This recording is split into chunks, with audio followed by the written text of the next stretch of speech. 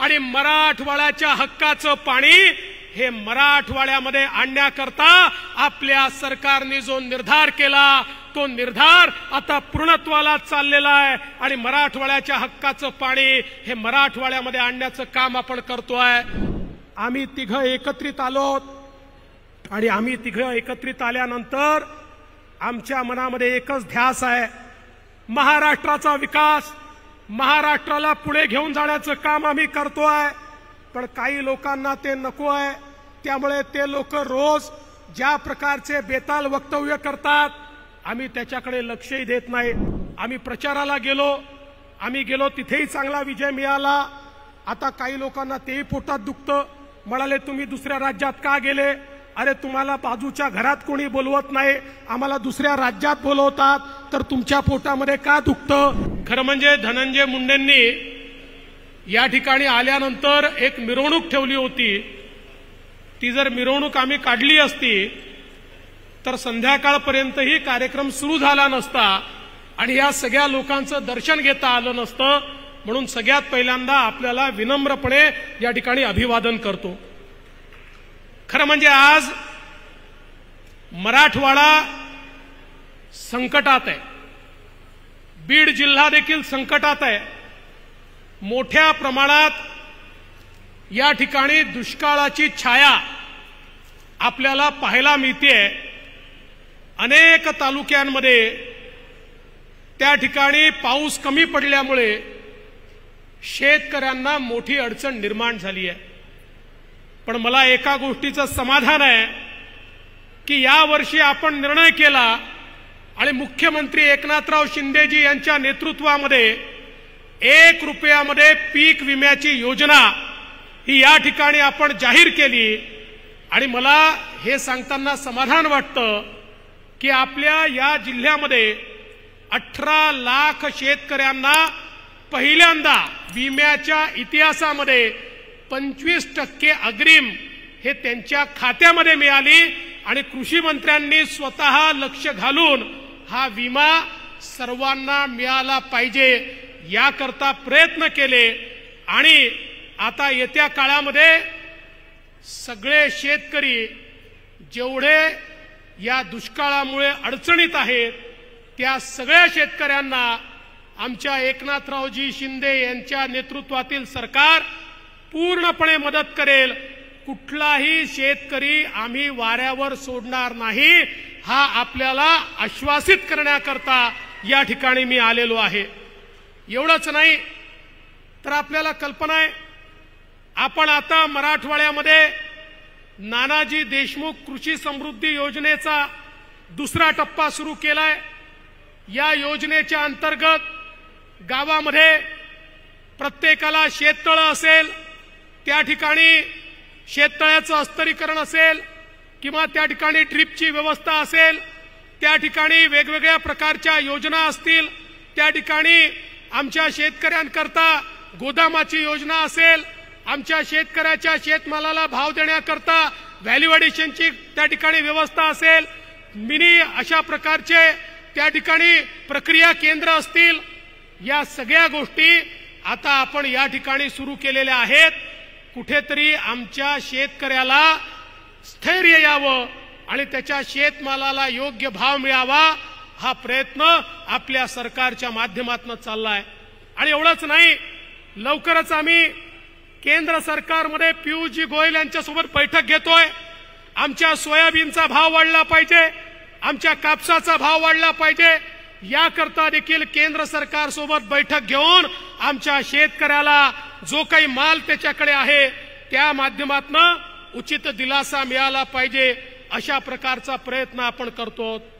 मला एका गोष्टीचा अजून उल्लेख केला पाहिजे, आमच्या शेतकऱ्यांची सातत्याने मागणी असते ती आम्हाला दिवसा 12 तास वीज मिळाली पाहिजे। ही दिवसा 12 तास वीज मिळाली तर आमचा शेतकरी आपल्या हाडाचं काळं करतो, रक्ताचं पाणी करतो आणि त्या ठिकाणी आपल्या मेहनतीतून शेतमाल पिकवू शकतो। पण आपण वर्षानुवर्ष अर्धे दिवस सकाळी अर्धे दिवस रात्री वीज देतो, शेतकऱ्याला रात्री त्या ठिकाणी शेतीमध्ये जावं लागतं। आणि म्हणून आपण निर्णय केला, मुख्यमंत्री सौर कृषी वाहिनी योजना सुरू केली। आता या योजनेच्या अंतर्गत कृषी वाहिनी आपण सोलरवर करतोय आणि या माध्यमातून आमच्या शेतकऱ्यांना दिवसा 12 तास अखंडित वीज ही 365 दिवस आपण देण्याचा निर्णय घेतला। आणि मला आनंद आहे, पहिल्याच टप्प्यामध्ये बीड जिल्ह्यातल्या जवळपास 30% फिडरचं टेंडर हे आम्ही काढलेलं आहे।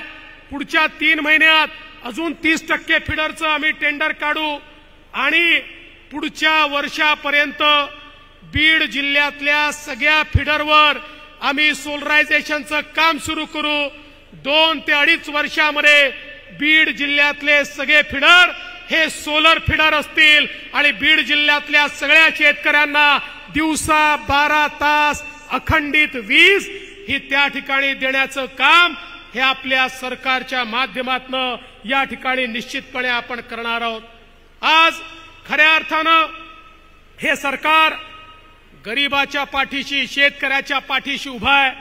मगाशी पालकमंत्र्यांनी उल्लेख केला की या ठिकाणी कृष्णा मराठवाडा योजना, खुंटेफळची योजना, या सगळ्या योजनांना चालना मिळाली। मला आठवतं मागच्या काळात जेव्हा मुख्यमंत्री होतो त्या काळामध्ये आपण कृष्णा मराठवाड्याला सुप्रमा दिली, त्यानंतर पुन्हा सरकार आलं शिंदे साहेबांच्या नेतृत्वामध्ये, आम्ही पुन्हा 11,400 कोटी रुपयाची सुप्रमा या ठिकाणी दिली आणि मराठवाड्याच्या हक्काचं पाणी हे मराठवाड्यामध्ये आणण्याकरता आपल्या सरकारने जो निर्धार केला तो निर्धार आता पूर्णत्वाला चाललेला आहे आणि मराठवाड्याच्या हक्काचं पाणी हे मराठवाड्यामध्ये आणण्याचं काम आपण करतोय। आणि एवढंच नाही, अजितदारांनी सांगितलं हे खरं आहे, मागच्या काळात आपण निर्णय घेतला आणि वाहून जाणारं पाणी गोदावरीच्या खोऱ्यामध्ये आणून मराठवाड्याला दुष्काळ मुक्त करण्याचा निर्णय आपण त्या ठिकाणी घेतला। आता त्या कामाला ही गती मिळालेली आहे। लवकरच आम्ही MWRRA कडे चाललो आहोत। MWRRA ची मान्यता मिळाल्यानंतर वाहून जाणारं पाणी हे गोदावरीच्या खोऱ्यामध्ये आणून आमच्या मराठवाड्याला दुष्काळ मुक्त करण्याचं काम हे आम्ही त्या ठिकाणी करणार आहोत। एवढंच नाही तर मागच्या काळामध्ये मराठवाडा ग्रीडचं काम आपण सुरू केलं होतं, काही कारणाने मध्यंतरी आलेल्या सरकारने ते थांबवलं होतं। आता आपण मराठवाडा ग्रीडचा प्रस्ताव केंद्र सरकारकडे पाठवलाय आणि मी विश्वासाने सांगतो केंद्राची मान्यता मिळाल्यानंतर मराठवाडा ग्रीडचा प्रस्ताव देखील या ठिकाणी मंजूर होईल आणि आपण संपूर्ण पाईपच्या जाळ्याने गावोगावी पिण्याचं पाणी, शेतीचं पाणी हे मराठवाडा ग्रीडच्या माध्यमातून सगळ्या धरणांना जोडून मराठवाड्याला दुष्काळ मुक्त करण्याकरता एक मोठं त्या ठिकाणी पाऊल उचलणार आहोत। आणि म्हणून मला या निमित्ताने सांगायचं आहे, आपलं सरकार सामान्य माणसाच्या पाठीशी उभं आहे। जलयुक्त शिवारच्या अंतर्गत मागच्या काळामध्ये पंकजाताईंच्या नेतृत्वात या जिल्ह्यात अतिशय सुंदर काम झालं। आता जलयुक्त शिवार टप्पा 2 आपण सुरू केलाय। मला विश्वास आहे जसं मागच्या काळामध्ये बीड जिल्ह्याने जलयुक्त शिवारमध्ये पहिला नंबर पटकावला, याही वेळी बीड जिल्हाच या ठिकाणी पहिल्या क्रमांकावर जलयुक्त शिवारच्या अंतर्गत येईल आणि शेतकऱ्याच्या शेतीला पाणी देण्याकरता निश्चितपणे या ठिकाणी अतिशय उत्तम काम होईल। धनंजयजी, आपण साठवण तलावाची मागणी केली होती, मी म्हटलं परळीला चाललोय, पुन्हा तुम्ही विचाराल काय झालं। कालच 8ही साठवण तलावांना मी मान्यता दिलेली आहे आणि त्याचं काम देखील आता लवकरच आपण सुरू करतो। खरं म्हणजे या सरकारने घेतलेला एक एक निर्णय हा अत्यंत महत्वाचा निर्णय आहे। आज इतक्या मोठ्या प्रमाणात माता भगिनी या ठिकाणी आहे।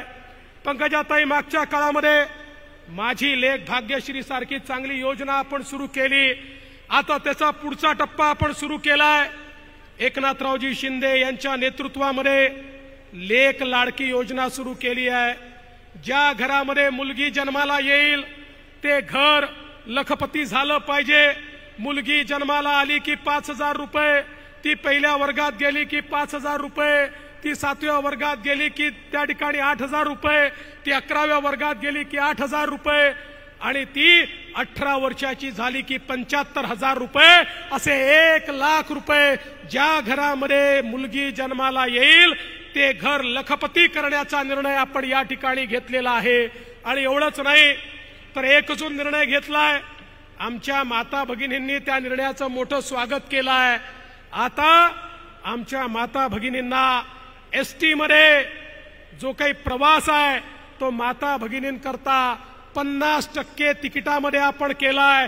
50% मोफत माता भगिनींनी मुख्यमंत्र्यांचं टाळ्या वाजवून स्वागत केलं पाहिजे की माता भगिनींना आता 50%च पैसे लागतात।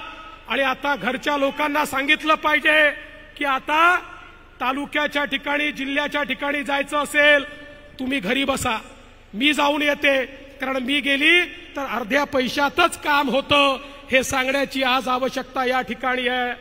महात्मा फुले जनारोग्य योजना, एकीकडे देशाचे पंतप्रधान मोदीजींनी 5 लाखापर्यंतचा इलाज मोफत केला, तर दुसरीकडे एकनाथरावजी शिंदे यांच्या नेतृत्वामध्ये आपल्या सरकारने महात्मा फुले जनारोग्य योजनेमध्ये 5 लाखापर्यंतचा इलाज मोफत केलेला आहे। त्याच्यामध्ये आता कुठली अट नाही, 12 कोटी लोकांना मोफत इलाज देण्याचं काम हे या ठिकाणी आपण करतोय। एवढंच नाही तर आता आपण महाराष्ट्रामध्ये मोदी आवास योजना सुरू केली आहे आणि मोदी आवास योजनेच्या अंतर्गत 10 लाख घरं ओबीसी करता या ठिकाणी बांधण्याचा निर्णय हा आपल्या सरकारने घेतलाय।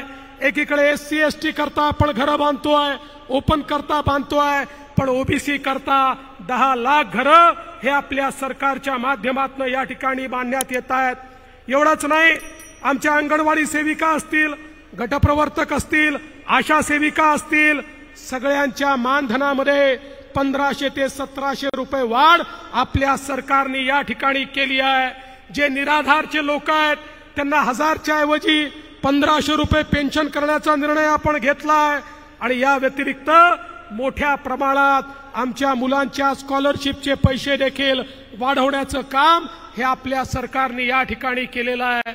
खरं म्हणजे शिंदे साहेबांच्या नेतृत्वात सरकारने गेल्या 1.5 वर्षात केलेल्या कामांची यादी जर मी वाचली तर इतक्या मोठ्या प्रमाणात ही कामं झाली आहेत की ही यादी वाचता वाचता अपुरी पडेल। पण या निमित्ताने आज एक मागणी धनंजयजी तुम्ही पण केली आहे, पंकजाताईंनी पण केली आहे, ती म्हणजे वैद्यनाथाचं जे विकास आराखडा आपण तयार केलाय त्याला केंद्र सरकारने देखील पैसे दिले पाहिजेत। माननीय मुख्यमंत्री निश्चितपणे त्याची शिफारस करतील आणि मी स्वतः त्या ठिकाणी जाऊन मोदी सरकारकडनं तो आराखडा मंजूर करून आणीन आणि आमच्या वैद्यनाथाला या ठिकाणी प्रसाद योजनेच्या अंतर्गत निश्चितपणे जे काही काम या ठिकाणी करण्याची आवश्यकता आहे, जो काही कॉरिडॉर करण्याची आवश्यकता आहे, तो कॉरिडॉर निश्चितपणे आपण तयार करू। खरं म्हणजे वेळ खूप झालाय, मुख्यमंत्र्यांचं भाषण देखील ऐकायचं आहे, पण या निमित्ताने एवढंच सांगतो, आम्ही तिघं एकत्रित आलोत आणि आम्ही तिघं एकत्रित आल्यानंतर आमच्या मनामध्ये एकच ध्यास आहे, महाराष्ट्राचा विकास, महाराष्ट्राला पुढे घेऊन जाण्याचं काम आम्ही करतोय। पण काही लोकांना ते नको आहे, त्यामुळे ते लोक रोज ज्या प्रकारचे बेताल वक्तव्य करतात आम्ही त्याच्याकडे लक्षही देत नाही। आता काल परवा 4 राज्याच्या निवडणुका झाल्या, आता निवडणुकांमध्ये सीएम साहेबांना आणि मला प्रचाराला बोलवलं, आम्ही प्रचाराला गेलो, आम्ही गेलो तिथेही चांगला विजय मिळाला। आता काही लोकांना तेही पोटात दुखतं, म्हणाले तुम्ही दुसऱ्या राज्यात का गेले? अरे तुम्हाला बाजूच्या घरात कोणी बोलवत नाही, आम्हाला दुसऱ्या राज्यात बोलवतात, तर तुमच्या पोटामध्ये का दुखतं? हा माझा सवाल आहे। आता पुढच्या वेळेस तर अजितदादांना देखील घेऊन जाणार आहे, म्हणजे 2-4 सीटा दादा अजून वाढतील। पण हे सगळं झालं तरी आमचं लक्ष कुठे आहे? आमचं लक्ष हे महाराष्ट्रामध्येच आहे। या महाराष्ट्राला सुजलाम सुफलाम केल्याशिवाय आम्ही शांत बसणार नाही। इथले दीन दलित गोर गरीब आदिवासी शेतकरी शेतमजूर या प्रत्येकाच्या जीवनामध्ये परिवर्तन केल्याशिवाय आम्ही या ठिकाणी चूप बसणार नाही। आणि म्हणून जाता जाता केवळ एवढंच सांगतो, मगाशी आमच्या पंकजाताई म्हणाल्या की सगळ्यांना ही उत्कंठा आहे की आज या स्टेजवर पंकजाताई पण आहेत आणि धनंजय मुंडे पण आहेत, मी दोघांना विनंती एवढीच करेन की तुम्ही असेच एका स्टेजवर राहा आणि आमच्या तिघांची ताकद तुमच्या पाठीशी अशी उभी करू की परळी असेल, बीड असेल, काहीही पाहायची आवश्यकता नाही. आम्ही पूर्ण ताकदीने ताई तुमच्या पाठीशी आहोत आणि तुम्ही सगळे जर एकत्रित राहिलात तर परळीचंही कल्याण होईल, बीडचंही कल्याण होईल आणि महाराष्ट्राचंही कल्याण होईल. आणि म्हणून हा मंच असाच आम्हाला दिसत राहील हा विश्वास व्यक्त करतो आणि माझं बोलणं संपवतो. धन्यवाद. जय हिंद, जय महाराष्ट्र.